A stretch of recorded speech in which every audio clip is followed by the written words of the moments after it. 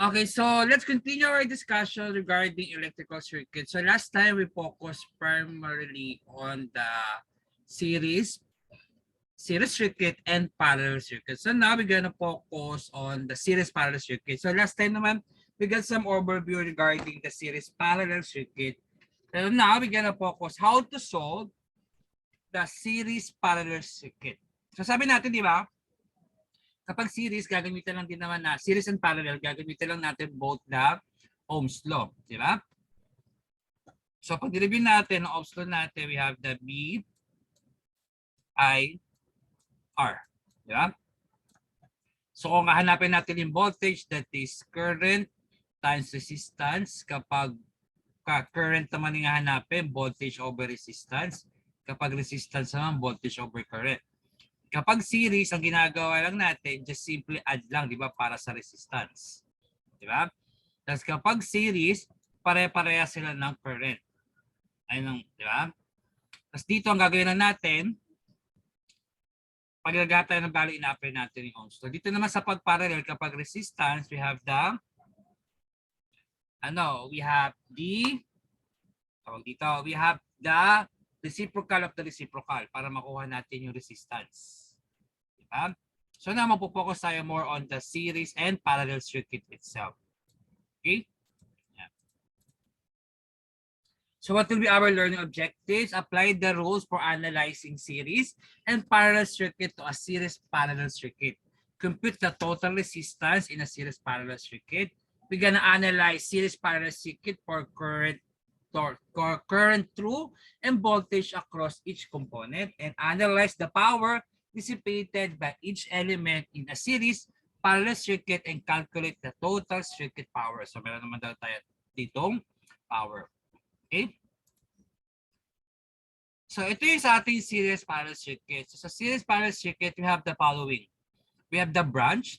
Pag sinabing branch, part of a circuit that can be simplified into two terminal or nodes. A single element such as a voltage or resistor. Okay, so ito daw yung itsura ng ating branch. Ayan. Kung nasa ni mga resistor, yan, or kung nasa ni mga voltahe. That is a branch. Pag sinabi naman node, a point of connection between two or more branches. Ito yung node yan, nagko-connect sa nila yung point. Point. So yun ang pinagkaiba. Okay? So branches, kung sa makikita yung voltage source, tsaka yung resistor, yung node, yung connection lang nila. Okay? Yung dalawang topology na gagamitin natin. To analyze the circuit, you need to identify which element are in series and which element are in parallel. Halimbawa, sa A and B, sino yung nasa series at sino yung nasa parallel. So dito, mapapansin nyo, ang formula ng RT niya is RT is equivalent to R1 plus R2 over R3, R4 plus R5. Meaning, dito sa A, ito yung nakaparallel. Yan, ito yung nakaparallel, di ba? Yan. Pag nakuha natin yung RT nito, yung RT ng 2, 3, 4, diba? Tsaka natin i-add kay R1 tsaka R5. Yan. So, nakaparallel is itong R2, R3, and R4. Dito naman sa kabila, ito yung ginamit ng formula, meaning itong R3 and R4 nakaparallel. So, magiging resistance na R3 and 4. Tapos, i-add natin siya kay R2. Yan. Kay R2. So, magiging sagot ay R2, 3, and 4. Tapos si R2, 3, and 4 nakaparallel naman dito kay R1. Okay, ito yung nangyari. Diba? So, check yung mabuti. Ano ba yung naka-parallel? Unahin natin isolve yung parallel, yung mga parallel value, bago natin isama sa series. Okay? Yan po yung analyze. So, determine which element are in series and which are element in parallel.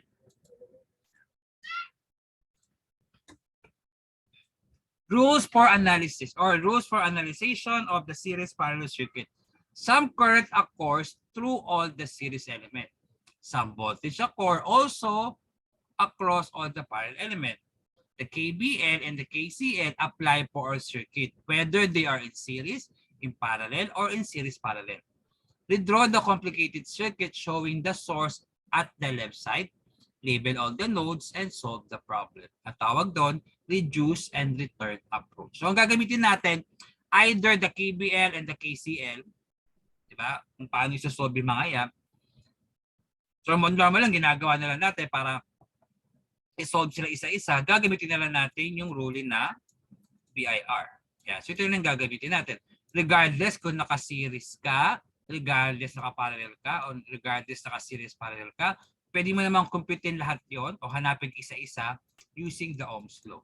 Diba? So pag kailangan natin si voltage 1, kailangan natin si voltage 2, o kailangan natin si voltage 3, ito, pwede na to. Diba? Kailangan natin si resistant 1, si current 1, si current 2, si current 3, ito din, pwede. Pag si resistance 1, resistance 2, resistance 3, ito din naman pwede natin mahanap. So regardless kung series siya, lahat is pwede natin i-apply or masisimplify siya using the Ohm's law. Okay? Yan. Return and reduce and return approach. The series and parallel elements from A must be combined to establish the reduced circuit of B. So ito daw, di ba? Yan, ito. Ano pa parallel daw yung value? Di ba? Ipa-parallel. Ito, ano to? Naka-series ba to o parallel? O pag ito, naka-series yan. Di ba? Tapos, co-combine mo ulit. Reduce and reduce hanggang sa ma-simplify. Di ba? Yan. Then, the series elements are combined to form the simplest of configuration in C. The source current can now be determined using the Ohm's law, and we could proceed back to the network as shown in D. Ito yung D. Yeah. The voltage V2 can be determined, and then the original network can be redrawn as shown in E. Since B and now, the voltage divider rule can be used to find the desired voltage. Because of the similarities between the network A and E and B and T, the network have drawn to the reduction phase are often used for the return path. So, gagawin, sabi nga natin, i-analyze muna ano ba yung value naka-series, ano ba yung value naka-parallel. Then, determine din natin asan ba yung branches, asan ba yung nodes, para malaman natin kung sino yung mga resistor o kung sino yung mga value na pwede natin pagsamahin. Diba? Tapos simplified nyo na siya, i-redraw nyo lang siya na i-redraw hanggang sa ma-obtain natin yung hinahanap nating value. Okay? So, may mga samples naman na ito na makikita natin yan. Hints. Ang hint daw is to develop a strategy. Best to begin analyzing with component most distance from the source. Magsisimula daw tayo dun sa pinakamalayo din sa voltahe. Simplify recognizable combination of components. So makita natin doon kung alin ba yung magkakalapit, alin ba yung naka-series, alin ba yung naka-parallel. So then after that, we gotta determine for the equivalent resistance. Then masosolve na natin yung total current. Masosolve na natin yung voltage drop. Then maka-calculate natin yung current and voltage split between the elements of the circuit. Then, verify natin yung answer by taking a different approach using KCL o KBL. Pero madalas, kahit gamitin, sabi ko kanina, kahit gamitin nyo na lang is yung Ohm's law. Okay? So, given the series parallel circuit below, how could you analyze the circuit? How could you analyze the circuit out? So, first, determine the element in series and or the parallel. So sabi daw, i-check natin kung sino yung naka-series at sino yung naka-parallel. So sabi natin, R2, R3, and R4 are in series, in parallel. Then the parallel combination is in series with R2 and R5. So meaning, isa-solve muna daw natin itong R2, R3, and R4. Sige, pakisolve nga muna natin using your calculator. Diba sabi natin, kapag kukunin natin yung total resistance for the parallel, it's just simply reciprocal of the reciprocal. Diba? So yan. Then sabi, total resistance of 2, 3, 4 is equivalent to 1 over 1 plus R2 plus 1 over R3 plus 1 over R4 is equivalent to 1 over 1 over 20 for the R2, 30 for the R3, and 8 for the R4. Then ang nakuha daw is 4.8. Sabi, para makuha natin yung total resistance for the parallel circuit, it is the reciprocal of the reciprocal. So kaya ganyan yung nakuha nating value. Okay? So yun yung inuna. Then kapag inuna natin yung parallel, so masisimplified na natin yung value. Di ba? From R2, R3, R4, magiging R2 and 3 and 4 nila kasi pinagsama na natin. Ang nakuha natin is 4.8 ohms. So pag na-simplified na siya at na-redraw na natin yung circuit, yan, ito na yung tsura. So magiging series na siya. So ang RT natin ay 2 plus 4.8 plus 6 is equivalent to 12.8. So na-compute na natin yung total RT. So ano daw una-una is to identify which element is either in series and in parallel. So ang unahin daw natin yung mga malalayo sa source. So technically unahin natin yung mga parallel value. Ayan.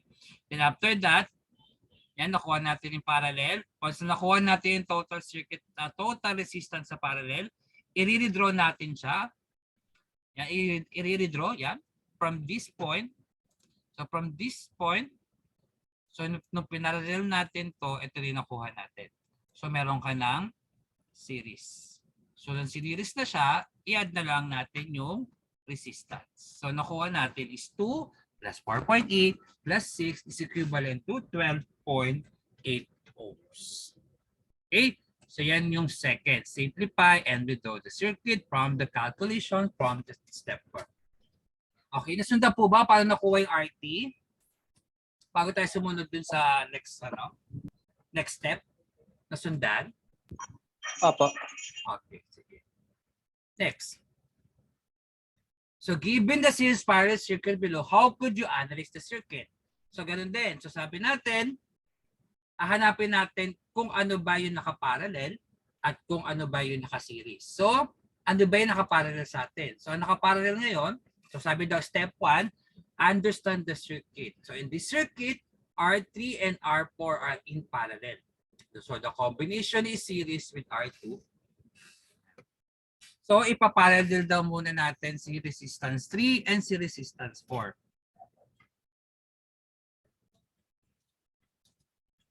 So 1 divide 1. So sige, mag-calculate muna kayo. 1 over 50 plus 1 over 50. So the answer is 25. So ganun lang din. Parang katumbas lang din daw siya ng, so yung reciprocal of the reciprocal, so pag ito lang din yung so dapat ang formula natin sa R, 3 is 4 is equivalent to reciprocal of the reciprocal ng R3 and R4. Which is pwede din na ma-compute cap ng ganito. So R3 times R4 over R3 plus R4, which is 50 times 50 over 50 plus 50. So nakuha is 25. So ganun din naman sa kapag reciprocal of the reciprocal, makukuha mo din ay 25. Okay? So kapag naparallel na natin itong si 3 and 4, so ngayon pwede na siyang isama kay R2. So redraw the circuit from the step 1. Now combine the series element R3 and 4 and R2 for the resultants of R2, 3, 4. So from this one, na pinarallel natin, so naging ganito na siya, naging series.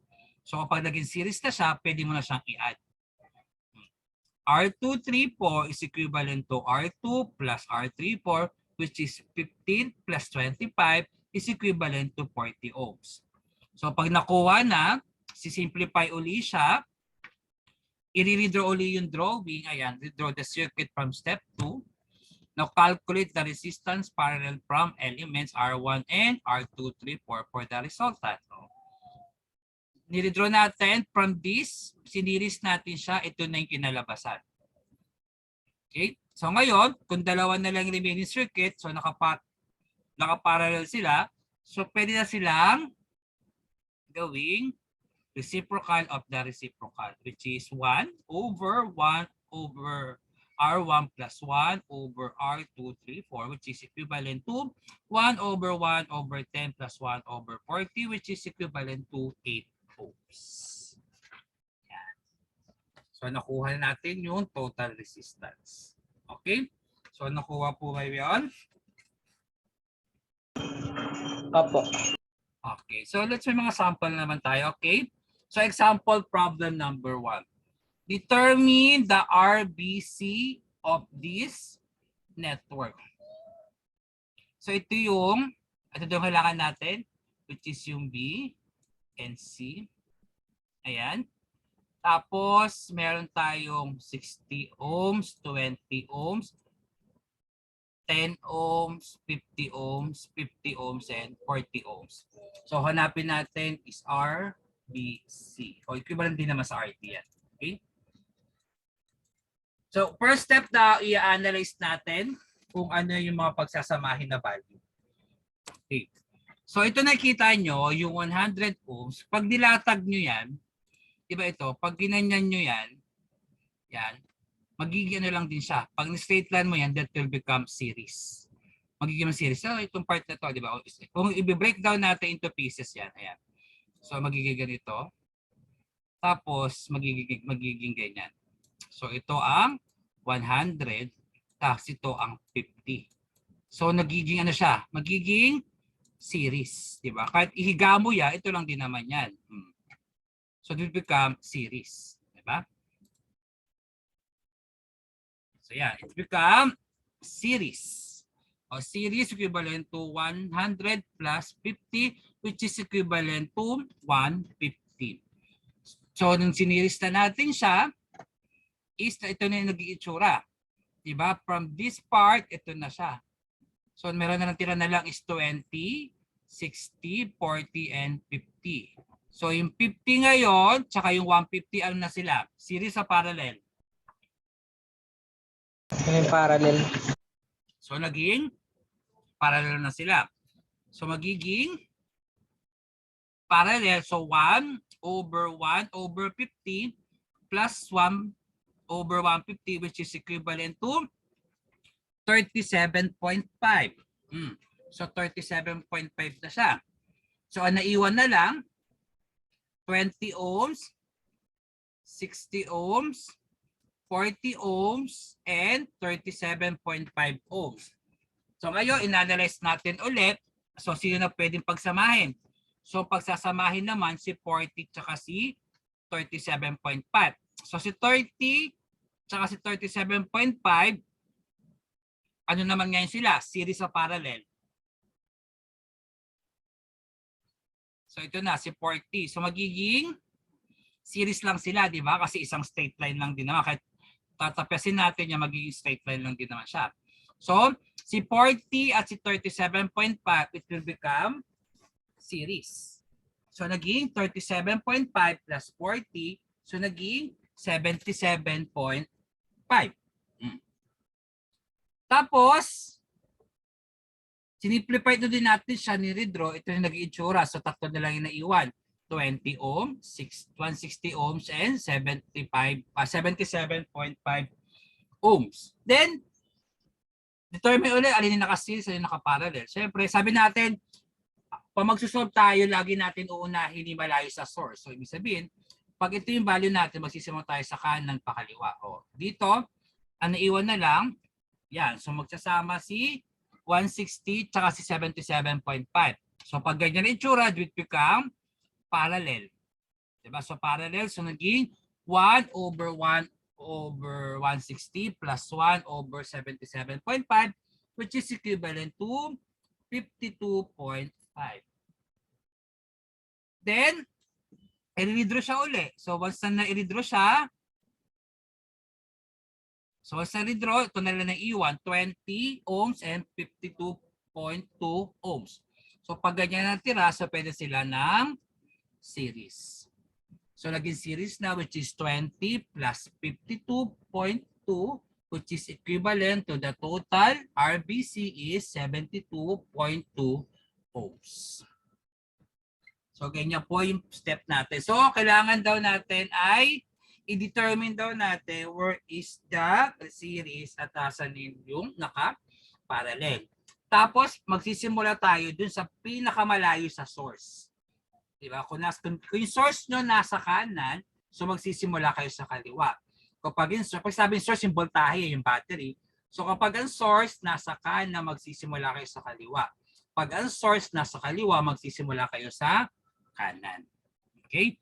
So yan. So yan, na-determine natin yung RBC of this network is equivalent to 72.2 ohms.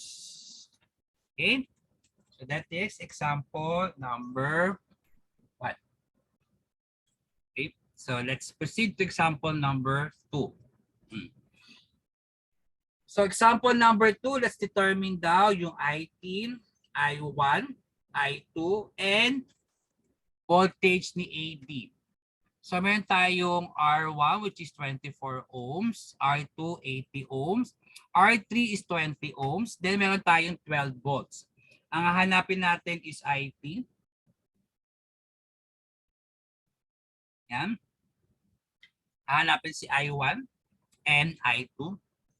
Tsaka yung voltage through A and B. So anong gagawin? Simplify the circuit sa deconstruct. So ano ibig sabihin deconstruct? Ito, sinimplify natin. Yan. Pinarallel muna natin itong R2 and R3. So naging 1 over R2 plus 1 over R3 which is equivalent to 1 over 180 plus 180. So nakuha daw ay 16 ohms. So pag na-simplify na natin siya, so ito na yung magiging itsura, di ba? 24 ohm, 16 ohms, and 12 volts. So substitute the parallel equivalent resistance for the resistor R2 and R3. Then pag na ganyan, isolve na lang ulit. So dahil na-simplify na natin siya, naging series naman to. Series. So kaya naging 24 plus 16 is equivalent to 40 ohms. So nakuha na natin, meron na tayong RT, meron na tayong BT. So RT natin is 40 ohms. Then BT natin is 12 volts. So pag ganyan, so pwede nyo munang makuha yung IT. Then pwede mo na makuha si I1, si I2, and the voltage. Okay, so yan. So nakuha po ba itong nasa taas? So sabi, unang step, laging determine yung parallel. Pag na-determine yung parallel, i-redraw yung object. Then pag na-redraw yung object, so pwede mo na siyang i-simplify ulit. So hanggang makuha mo na yung final answer. So meron na tayong total voltage at total current. So pwede natin makuha yung mga hinahanap. So after the circuit is simplified, now solve for IT from the Ohm's law. So IT is equivalent to BT or over RT. So electricity yung inya dyan. So B natin is 12 volts. Ayan, we have 12 volts. So sabi natin kanina. So we have BT is 12 volts. Ayan. Then RT is 40 ohms. So kaya nakuha natin yung total current na 300 milliampere. Tapos now solve for the I and I2 using the circuit. So maging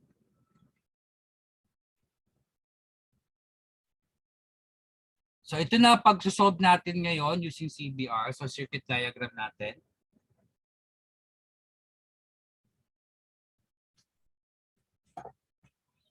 So I1 is equivalent to IT.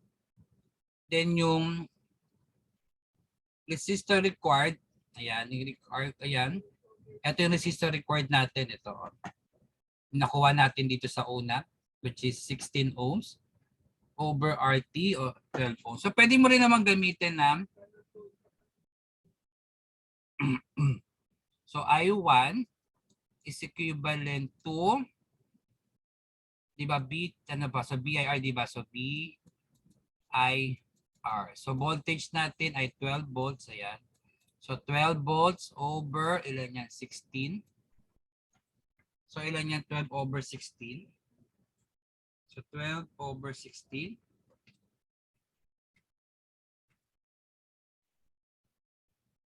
times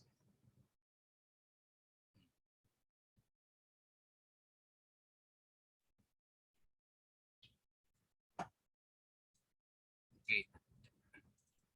Ano pala? Sorry. Ito pala to. So yan. So IT is over to required. Kasi bakit ano? So series parallel tayo. Kasi ito yung muna. Tapos ito yung hahanapin natin. So ang nakuha natin dito sa part na to, sa combination na to is 16 ohms. So para daw masolve natin yung I1, so gagamit tayo ng CDR. Okay, so gagamitin natin yung formula for the CDR. Then ang formula sa CDR,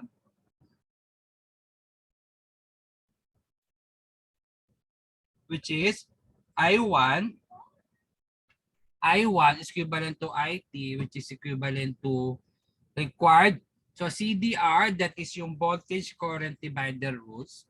So CDR, that is voltage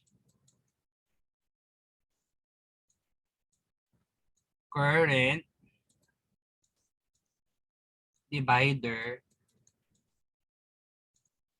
rules. Yeah. So ginamit natin is CDR, which is equivalent to voltage and current. CDR means voltage or current divider rules. So kasi may divider sila, diba? So kahatiin natin. So nangyari, so I1 is equivalent to IT. So na-compute natin sa IT is 300 milliampere is equivalent to R required. Ano yung R required? Yung una na solve natin dun sa parallel, which is 16 ohms over the value ni R2. Okay? Then, I2 is equivalent to IT, R required equivalent to R3, which is equivalent to 0.3 ampere and 16 ohms. So, anong nangyari? Ito lang yon, diba?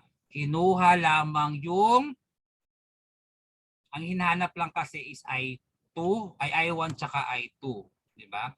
So, ang I1 natin, asan yung I1 natin? I1 natin ito papunta kay resistor 2. Yung I2 papunta kay R3. Itong IOT total is para kay R1. Ang hinanap lang naman ay I1. So nakuha natin ito kay R2. Then yung I2 saan daw siya? Kay R3. Kaya yun yung ginamit natin. Using the CDR or the current divider rules. Ito yung divider rules, diba? Hinati-hati. Yung IOT daw sa R1, yung I1 sa R2, then yung R2 sa R3. So, didetermine nyo kung nasan yung flow ng current. Tapos, yun yung gagamitin natin. Okay? So, pwede natin gamitin VDR o voltage divider rule or CDR or current divider rule. So, ginamit natin ay current divider rules.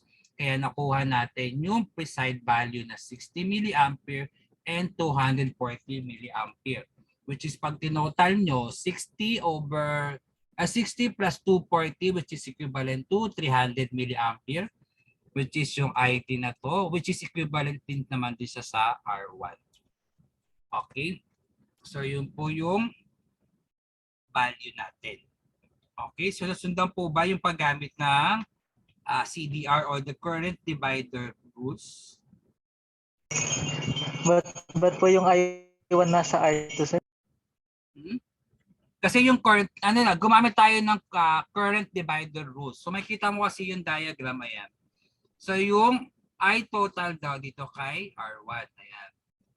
So ano yun current divider rules. So dinividing current natin na I total kay R1, then yung I1 kay R2, then yung kay I2 kay R3. Kaya ang formula natin, I1, IT is equivalent to required over R2. Ito.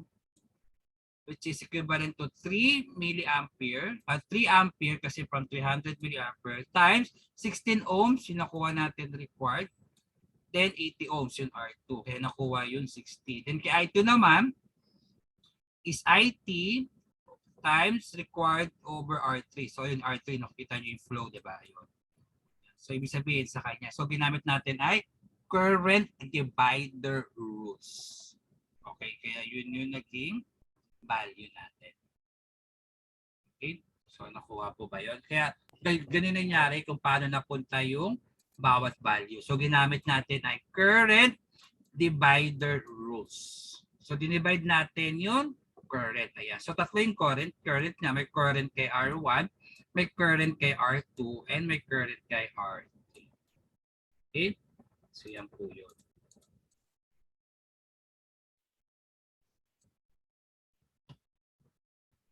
Since the use of R required here, we want I1 and I2. We need to figure out the fraction of IT flowing to the parallel legs. R1 is not part of the calculation of I1 and I2 except in the sense that used to verify to the KCL or Kirchhoff's current law. Eh dito kasi, hinanap lang natin ay I1 and I2 using the current divider rules. So pwede mo daw hanapin yung sa R1 kapag ang gagamitin mo naman ay KCL. Okay, so ang ginamit kasi natin is current divider rule. Hindi natin ginamit yung Kirchhoff's current law. Okay, so iba-iba na yung mga ruling natin. Depende dun sa hinihingi nung diagram. Okay. Now we can solve the BAD using the Ohm's law. Yan, BAD is equivalent to I times R2. Then BBC is equivalent to I2 R3. AD in voltage through, ito voltage through. Ay, sorry. So ito yung voltage through AD and voltage through BC. Kaya ang formula niya ng AD is I1 R2. Ayan, I1 R2. Then BC ay I2 over R3. So that is voltage through AD and voltage through BC. Yun yung pag-solve ng voltage, voltage divider rule. Okay? Nasundan po ba?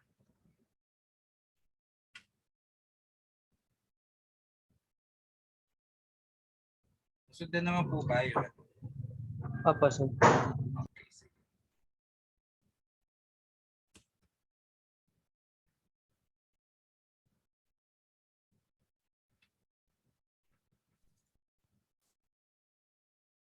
Okay, next. Why, you might be wondering what happened here. Why doesn't BAD describe? Don't forget that the voltage step that occurs in R1. So hindi na siya hinanap kasi that is voltage drop. So ginamit natin is divider rule. Divider rule kasi ito lang, yung AD tsaka BC lang naman yung hinanap. Okay? Hindi kasama yung total.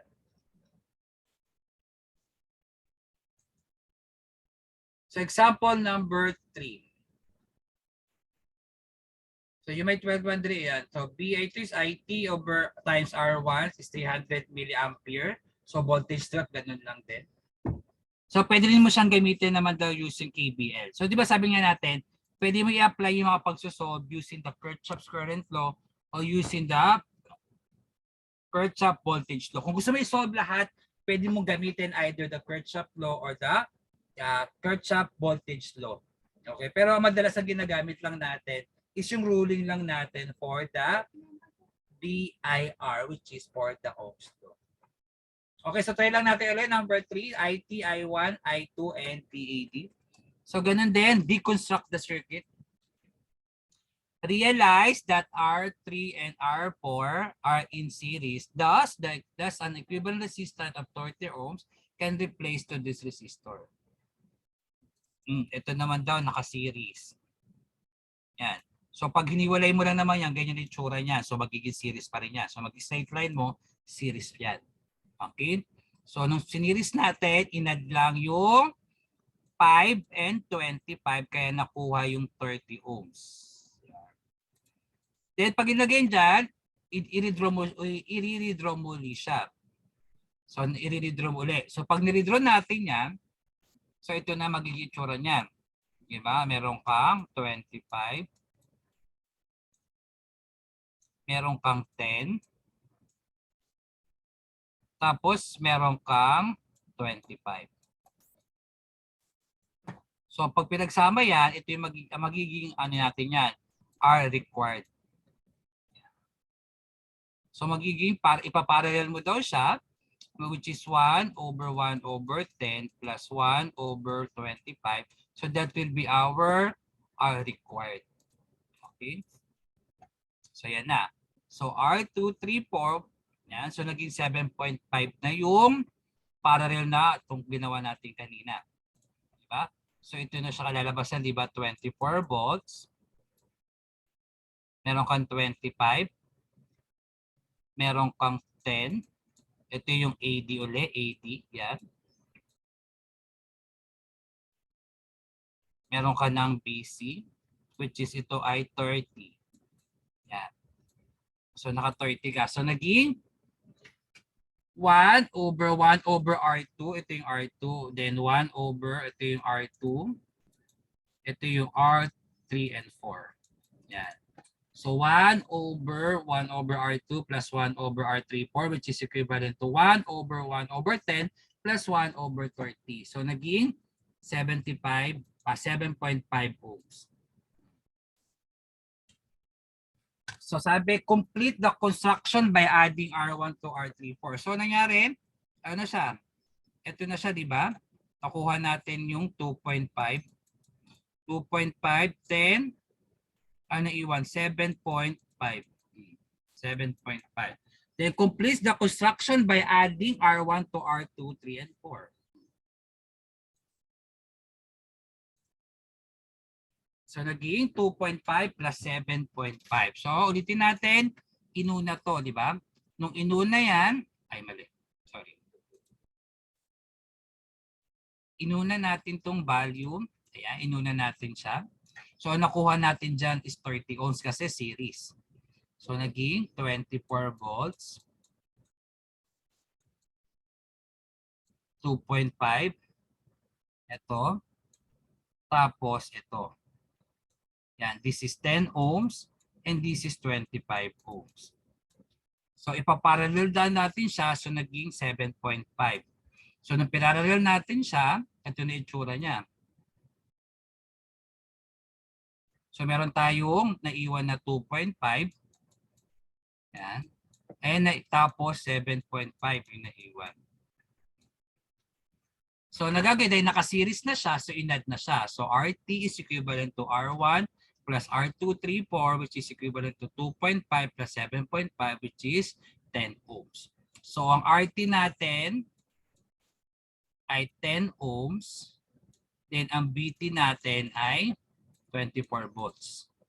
Diba? Tapos ganun din, pag nakuha na natin, i-apply na natin yung mga formula natin noong una. So IT is equivalent to 24 divide 10 ohms, which is equivalent to 2 per point ampere. Tapos hanapin natin uli yung I1. So ang I1 ang kailangan natin ay si R2. And din si I2 ang gagamitin natin ay yung R4. Yung kaninang sagot. Okay? Isa required. So reconstruct the circuit. So find I1 and I2 using the current divider rule. So una, the current divider rule is yung IT required over R2, which is 2.4 ampere, which is yung required natin kanina, ayun sa taas, ito yung required. 7.5 over 10 ohms. So itong I1 ay para kay R2. Yung check yung flow, yung I1 para kay R2. Kaya nagamit natin yung formula na ito. Ayan. So, as si I1. Next, we have IT. So, sa IT naman, ay I2. So, sa I2, ang ginamit naman sa I2 is, IT is equivalent to required over R3 plus R4 o yung R2, 3, 4 natin. Okay, so R2, 3, 4 is equivalent to 2.4 ampere and 7.5 over 5 ohms plus 2 ohms. So, di ba ito na siya kanina, nung na-reconstruct natin. So, meron tayong 24 volts. So, ito yung R1. So, this is the R1. This is the R2. Tapos, sinimplify natin siya. This is the R3 and 4. So, ang current dito kay I1. Then, ang current nito ay kay I2. So, yan. So, ginamit natin ito. I1. So, I1, yung required kanina, ito yung required. Times R2, which is R2 natin ay 10 ohms. Ayan. So, 2.4 amperes equivalent to 7.5 yung required kanina over 10 ohms. Yan. Over 10 ohms is equivalent to 1.8 amperes. Then, so IT naman, sa I2 is equivalent to R required over R3 and 4. Yeah, R3 and 4. O equivalent sa 2.4 times 7.5 ohms over 30 ohms, which is nakuha yung 600 milliampere. Then after that, hanapin na natin yung voltage, yung voltage AD and voltage AC using the ito. Makukuha na natin to, itong voltage AB. So, ayan. So, ginamit naman natin yung formula na, ayan, VAD is equivalent to I1 times R2, which is equivalent to, ang hinahanap natin ito, itong part na to, yan. Tsaka yan na yan. So makikita nyo naman, mayroon ka ng I1, tsaka R2, tsaka I2, R4. Yan. Kaya nakuha yung I1 times R2, which is equivalent to 1.8 times 10 ohms, so 18 volts. And BC naman, so sa BC, meron siyang I2 and R34, which is I2 and R34, which is equivalent to 60 milliampere times 25 ohms. Equivalent to 12 volts.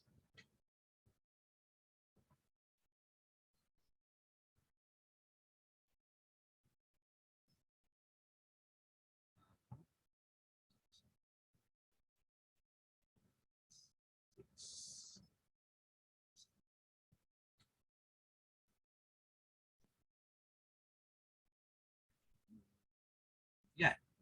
So,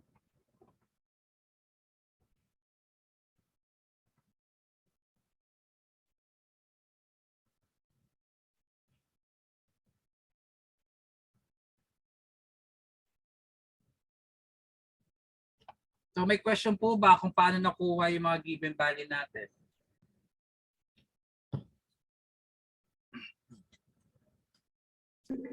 Nakasunod naman po. Okay, sige. So again, don't worry, KBL still holds. So yun din, pwede pa rin natin i-apply yung mga KBL. So minsan naman hinahanap lang natin kung ano yung mga required. Okay? So sabi nga natin kayo na pwede mong gamitin si KBL at si KCL. So solution step. Determine the following. Determine equivalent resistance of RT. Solve for the total current. Label polarities of voltage drop. Drops on all components. Calculates how current and voltage split between elements. Verify your answer by taking different approach when possible. Sabi tayong R1, 1 kilo ohms, R4, R2, RT, R7, R4, R2, R5, R3, and R6. Then may voltage through tayo kay AB. Tapos may voltage tayo kay CD. Tapos may current tayo kay I1, I4, I2, I5, I6, and I3. Okay? So common mistakes, in-apply yung voltage divider rule. So in the voltage divider rule is the voltage across just the series element. BA is the voltage left over after the voltage drop across R1, which is BA is equivalent to B2, which is equivalent to 40 ohms. Rx is the resistor with which you want to determine the voltage drop. So, di ba mayroon tayong CDR? Yung sa CDR kanina, yung current yan, yung I1, tapos yung I2. Okay, di ba tinatawag din tayong voltage drop? Voltage divider. Di ba? So, ang voltage divider is applicable lamang sa lahat ng series circuits. Okay, hindi siya applicable on the parallel circuits. Yun lang tatandaan sa paggamit ng voltage, tawag dito, voltage divider rule. Yan. Rx is the resistor for which, pray pala natin. Yan. So E in the BDR is the voltage across just the series element. BA, ito yung BA, is the voltage left over after the voltage drop across resistor 1. Ito yung resistor 1. Rx is the resistor by which you want to determine the voltage drop. So Rx, ito yung hahanapin natin ng value. RT refers to the combination of all resistor in the circuits. Yan. Then RE is the refers to the combination of the resistor that are in the series. Ito yung kanina yung R required na ginagamit natin. Yung R required. R required refers to the combination of the resistor that in parallel. That you know the voltage total across. Yan. So ito daw unahin natin lagi. Kaya sabi noon, ano unahin? Didetermine muna natin what value is in the series and what value are in the parallel. So yan lang yung mga kailangan natin. Then, para malaman natin kung ano yung mga dapat pagsamahin. Then ulit, so paano natin isi-simplify yung value? Uunahin natin yung pinakamalayo sa source or pinakamalayo sa voltage. Paano natin kung alin yung malayo sa source at yung malayo sa voltage? Diba? Which is, yung malayo sa source, kung nasa kanan yung source, magsisimula kayo sa kaliwa. Pag nasa kaliwa, yung source, magsisimula kayo sa kanan and vice versa. Okay? So yun po yung kailangan yung gawin sa paghahanap ng mga value. Okay, nasusundan po ba yun?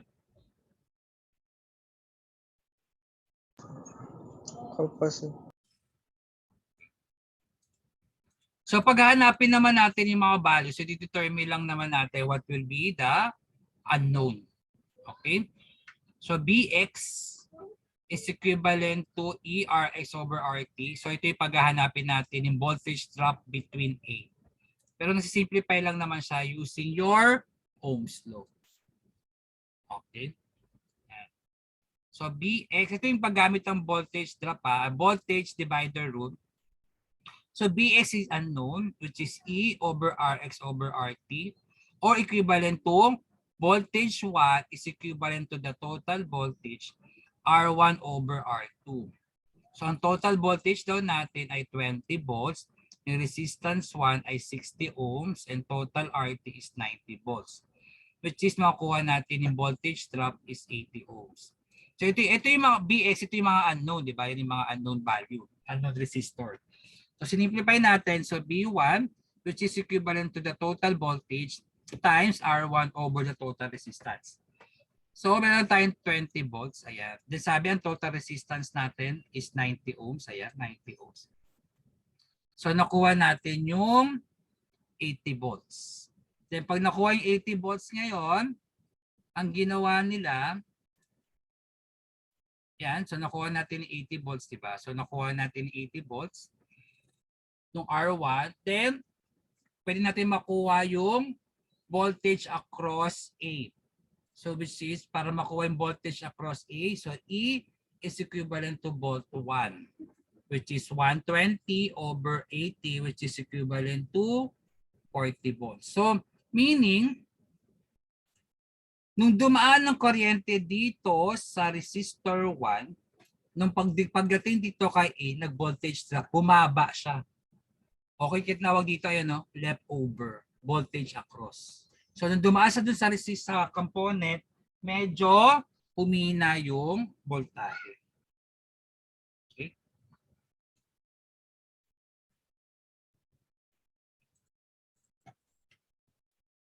which is ang BA is equivalent daw sa B2. Yan. So, BA is equivalent sa B2. Ito, so pareho lang daw. So, bolt ng BC, itong BC, is equivalent to bolt number 3, which is equivalent to bolt A. Which is, ang formula ng bolt A ay R3 over R required, which is equivalent to 40 volts times 10 volts, 10 ohms over 40 ohms, which is equivalent to 10 volts. So, medyo matrabaho kapag gagamitan mo siya ng BDR. Pero ang BDR, magsisimula kayo saan? Doon sa pinakauna. Sa unang component. Kung saan unang dumaan yung component natin, doon kayo magsisimula. Maghanap ng voltage leftover. Yan sa taas. Tapos BCD naman daw, BCD is equivalent to volt 4, which is equivalent to BA times R4 over R required, which is equivalent to 40 volts times 30 ohms over 40 ohms, which is equivalent to 30 volts. Yeah. That's equivalent to 40 volts itong kanina. Yan, no? Yan, sa taas. Yan.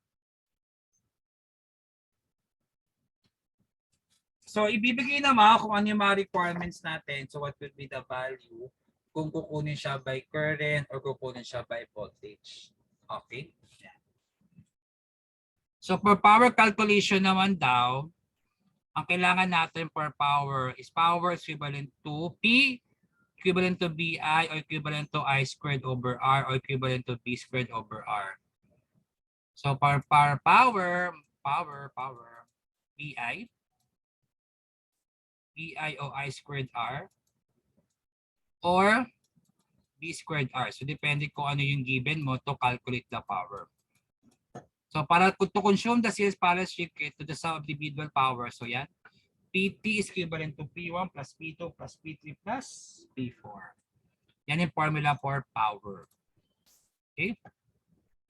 Determine the voltage graph across the R4 resistor BCD using the BDR. Determine the power dissipated by each resistor and verify the total power sum of all the power dissipated. So, kunin daw natin BCD.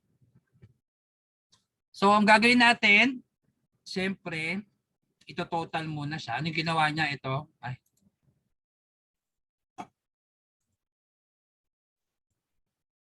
So, kinuha na muna natin yung required. So, siniris muna natin to. Yan, siniris.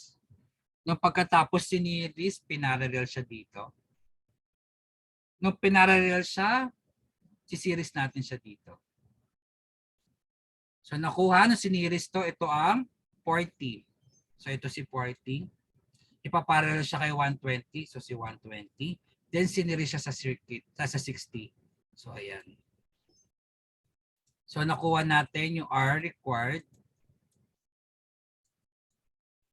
Yeah, which is 90 ohms. Okay, so parang RT na rin siya. R required is equivalent to RT also.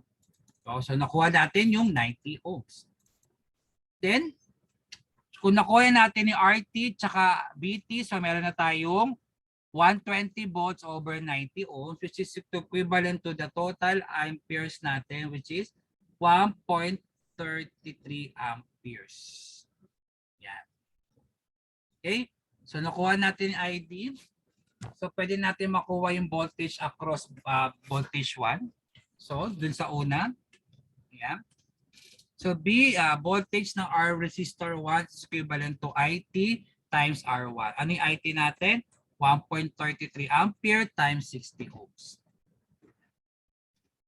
So, nakuha natin yung voltage na R1. Kunin naman natin yung voltage ni A. Ito yung voltage A. Voltage A is equivalent to voltage B. Yan. Yung dumaan na voltage dito sa node A at dumaan na voltage sa node B.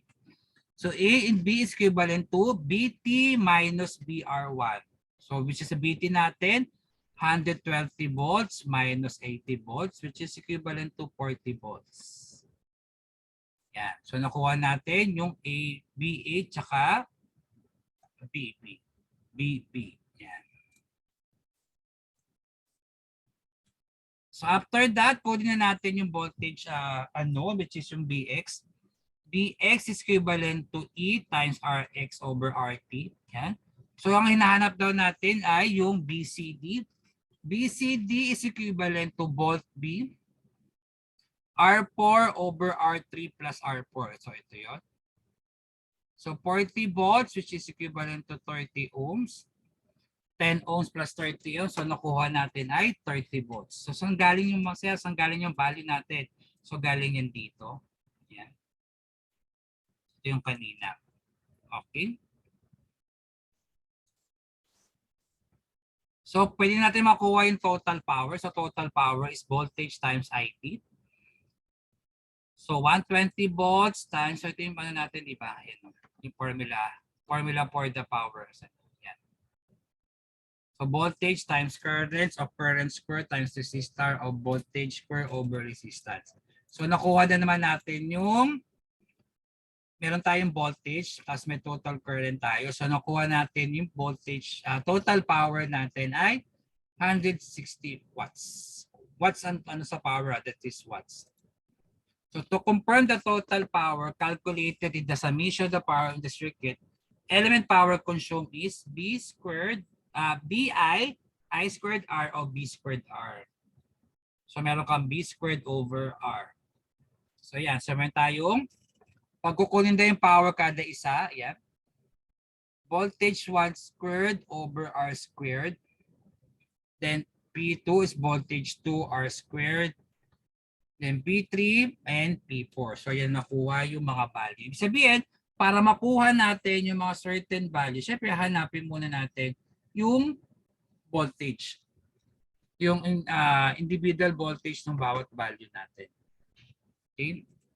So BI1 ito 80 volts. B2 is 40 volts. Ayan. B3 squared ay 10 volts. And the B4 squared ay 30 volts. So nakuha natin total power na 106.7 watts plus 13.3 watts. Tapos 10 watts then 30 watts. Okay. Yan. Yan po yung ating value. So to verify, i-add lang naman siya. So dapat equivalent siya sa 160 ohms. Yan. Okay. So nasundan po ba to? Example number 4 using VDR.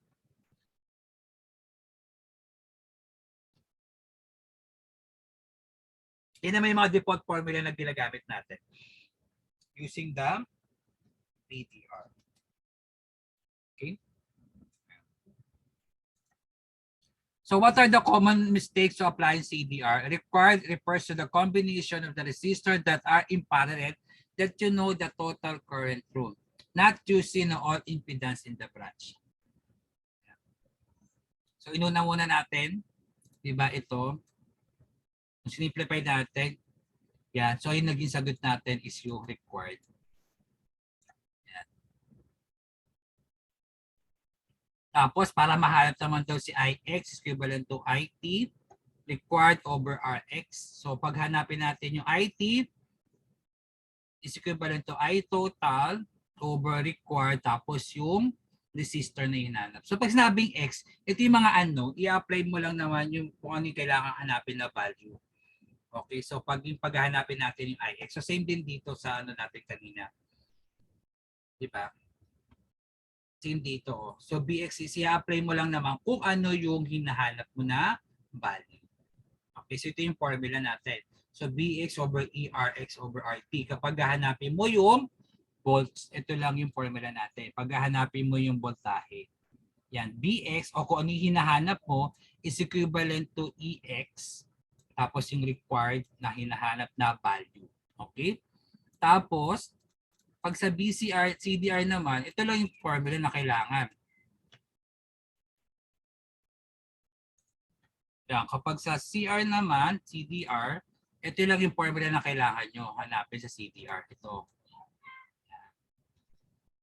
IX equivalent to ITR required over RX. So kanina, BX over E times RX over RT. Yan.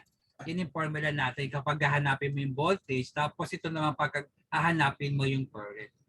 So, kaya Bx is equivalent to E o yung total voltage mo times Rx over RT.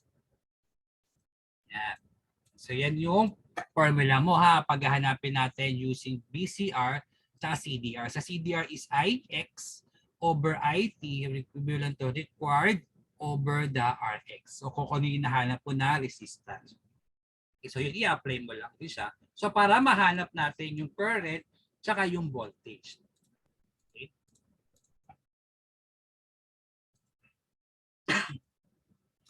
Okay, so determine the I2 using the CDR. So, find A and BC. So, simplify daw muna itong tatlong to. So, 20 plus 40 the series. So, meron tayong series tapos parallel.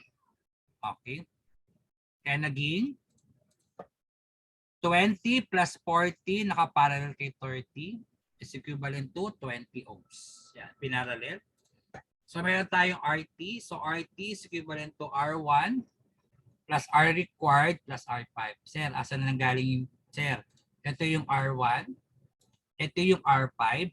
Tapos, ano yung sagot natin? That is yung R required. Kasi naging series na siya. Yan. Ito yung R1, R required, and R5. So, siniris natin kaya nakuha yung 80 ohms.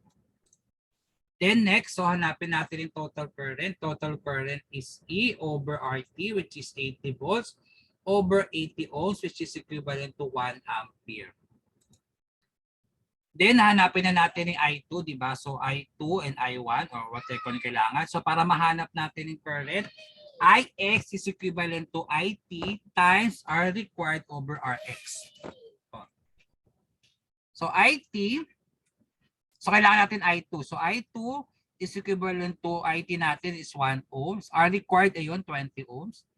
Then Rx, ano yung Rx natin? Itong R3 and 4. Ito, 3 and 4. Kaya nakuha yung 20 ohms plus 40 ohms. Yan, is equivalent to 333 milliampere. Or pag sinimplify mo naman kasi yan, di ba? Sisimplify mo na lang siya. Yan. So, ito yung mangyayari. Kaya ito yung kalalabasan niya, di ba? Yan. So, ito yung kalalabasan. So, ito yung I1 para sa R2. Tapos ito yung I2 sa R required. Ang hinahanap kasi I2. So, sa I2 natin, ito yung formula. Ix equivalent to IT over RE required over Rx. So, naging IT natin, ito, 1A. R required natin is 20 ohms. 20 ohms yung R required. Ayan. Tapos, pag sinimplify natin ito, this will become 60 ohms. So, ang total ng I2 natin, I2 ay 333 milliampere. Tapos, I1, ganun din. I1, ito, I1 is 1 ampere over 20 ohms. In required natin, then R2, which is 30 ohms. So, nakuha yung 666 milliampere. So, Bx naman daw, for Bx, ang kailangan ng formula sa Bx ay E over Rx RT using the reduced circuit. So, BA is at 80 volts, equivalent to R5 and Rx. So, ito yung R5 natin. And R required. Kasi hinahanap natin is A, ito yung A, di ba? Dito natin hinahanap. So, equivalent to R1 plus Rex plus R5, which is equivalent to 80 volt times T. So, nakuha si BA, ito yung BA ng 70 volts. Si BC naman, so we have I squared. So, nakuha yung 33.32 volts. So, sabi nga natin, pwede natin i-apply yung formula natin. Marami tayong pwede i-apply sa formula which is Kirchhoff's law. Pwede natin hanapin yung BDR o pwede hanapin sa Kirchhoff voltage law at Kirchhoff's current law. Yan, ito yung mga ginamit dito. Ito yung normal na formula natin. Yan. Tapos ito BDR to, BDR yan. So BR1 naman is IT times R1. Equivalent to yan. So ito yung voltage across. Ayan. Tapos ito naman, hinanap naman si BR1. Tapos BR2, yun din yung formula. Then BR3 and BR4. Yan. So yun yung mga required formula. Kaya sabi natin, isi-simplify muna natin yung value. So para matandaan yung mga bawat value na to, kailangan mo muna i-redraw yung value natin o yung sa simplified value natin kung paano siya i-redraw. Yan. 10 ohms. Yan, di ba? Saka ito. So ito yung magiging sagot. Di ba? Yan yung kalalabasan. Tapos, isi-simplify mo na lang uli yan. So, pag sinimplify natin uli yan, ito na yung magiging final outcome. Diba? Ito na lang yung naiiwan. So, meron kang R1.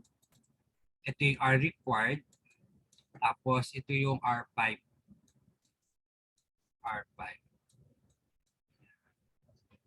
So, ito yung formula natin for the reduced circuit. So, naging 80 volts is equivalent to Rx. R5 at required. Ayan. Kasi yung A, di ba ito yung A, ito yung part ng A. So, dyan tayo sa part ng A. Ayan. So, ito yung A. So, ito yung A. So, ito yung part natin kailangan. Ayan. Kaya ang ginamit, so, ang kailangan is yung A. So, ginamit, ito yung A, di ba? Ito yung A. So, ang ginamit natin ay ito. Yung Rx. So, R5 and R required yung ginamit. Yan. Tapos, ang total RT mo, so total RT mo, yung tatlo naman. Yung R1 plus R required tsaka R5. So, nakuha yung 80 volts. Diba?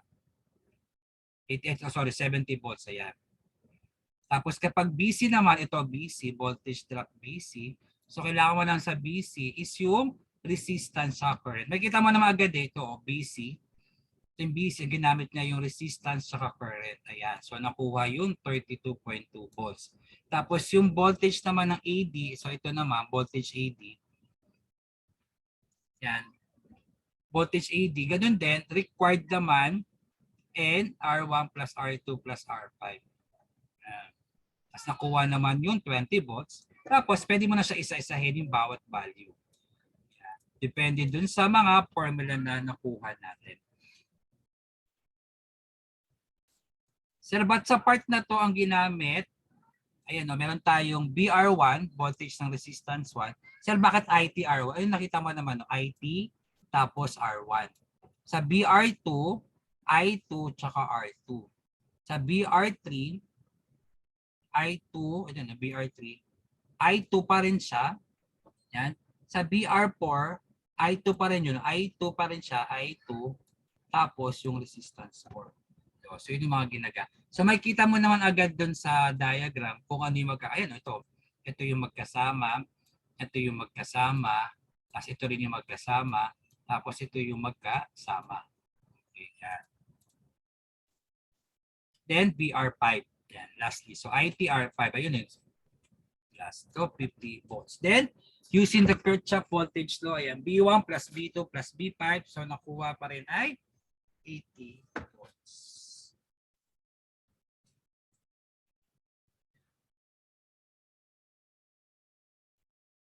So dito sa last problem natin, sinimplify lang to. So sinimplify na tong tatlong line na to. So nakuha is 100 ohms. So ang may iwan na lang is 25, 100, tsaka 75. So total RT natin ay 20 ohms. So IT is equivalent to ERT o 28 volts over 200 ohms. Yan nakuha.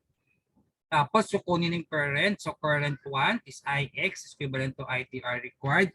So, I is equivalent to 140 milliampere. Tapos, yung required, saan nanggagaling laging required? Manggagaling required dun sa na-simplified nyo na value. Yan. Yung mga una nyo makukompute. So, that will be your the required. Okay.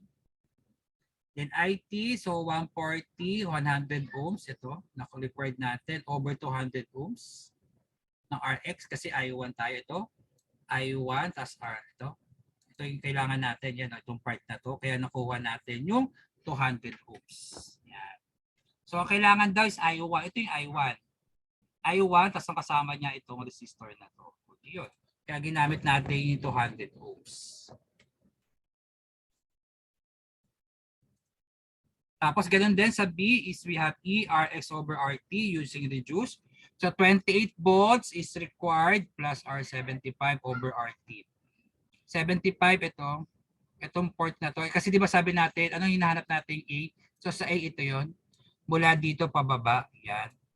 Kaya ang ginamit natin ay required tsaka 75. So ang required natin is 100 tsaka 75. Then total resistance is 200. So nakuha yung 24 volts. Tapos si AD naman, so si AD itong part na to. So ginamit natin sa part na to itong resistance. So sa pag AD naman, ito yung gagamitin natin ito. Itong resistance kaya nakuha natin yung 14 volts. Yan.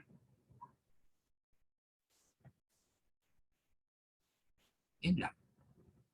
So that's the end of series and parallel circuits. Okay. So any question? So nasundan po ba yon yung ating mga content? So to summarize lang, laging tatandaan, magsisimula tayo sa pinakadulo o yung pinakamalayo sa current, tapos didetermine nyo muna kung ano yung pagsasamahin. Kung pagsasamahin nyo ba is naka-series or naka-parallel. Pero madalas, ang simplification natin, magsisimula muna kayo sa parallel. Tapos tsaka mo siya isi-series, tapos parallel uli, then hanggang ma-simplified mo siya into series. Okay, basta yun ang laging simulan natin. Magsisimula kayo sa naka-parallel na value o magsisimula kayo sa pinakamalayo. Then tsaka mo na lang i-apply yung magiging formula natin based on the requirements. Okay po? So may question po ba?